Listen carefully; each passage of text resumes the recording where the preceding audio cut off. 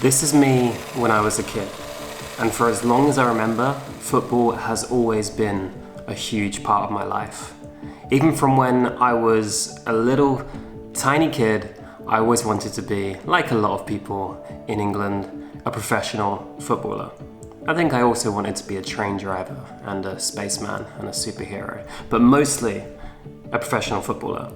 And I spent my whole childhood kicking a ball around, wearing football shirts, and just loving football. As I got older, I started to realize I'm not going to be a professional footballer. Most people aren't.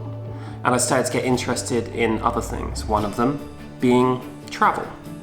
And now I've found a way to combine these two loves of mine. And this is what I'm going to tell you about right now. Bear with me, by the way, this has a point. But I think to explain properly, we need to go out somewhere.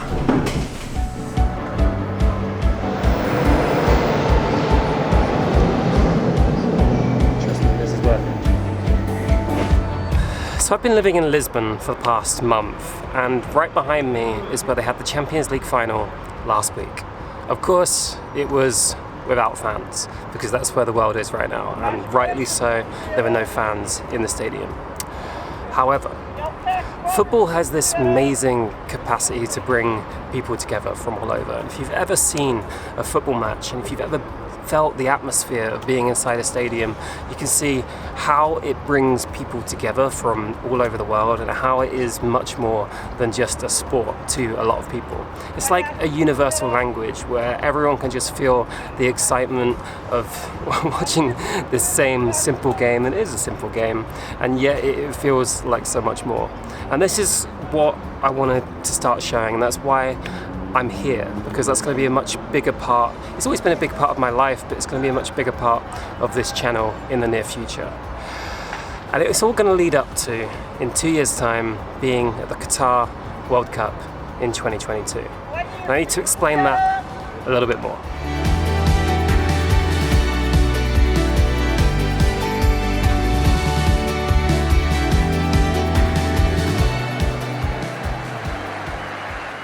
The 22nd edition of the World Cup is going to be in Qatar in 2022.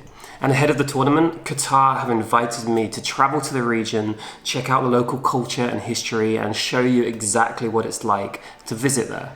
This is a combination of two things that I love: travel and football. And to get to show it on this channel and to include you guys in it is something that I'm immensely grateful for and really excited about. So let me know what you want to know more about, because I'm going to be going there, I'm going to be showing you what Qatar is like. So I want to know, what do you want to know? What do you want to know about the World Cup? What do you want to know about Qatar? What are the local delicacies? What's the food like? What do the stadiums look like?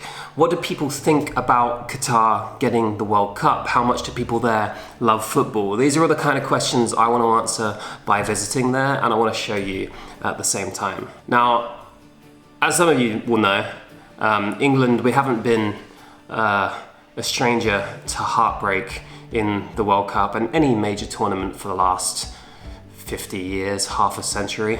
But maybe this year or that year, 2022, will be the year. We suffered heartbreak in Russia, but I'm over that now.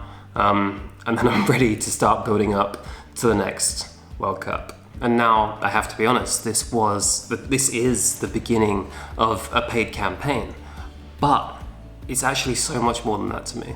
It's a combination of the two biggest things in my life for the past 30 years. Two of my biggest passions ever, football and travel. And I really just can't wait for it.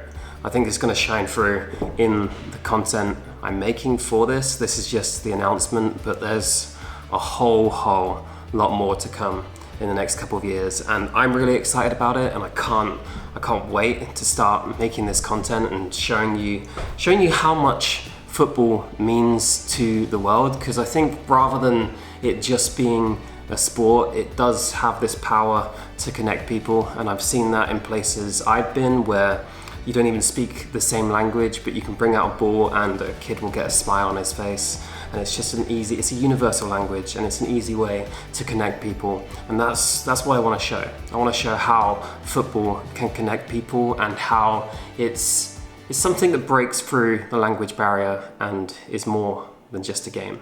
So I'm very, very excited for that. You're going to see more, but for now, I'll just say that I can't wait. This is the beginning of the road to 2022, and I'm incredibly excited to take you with me.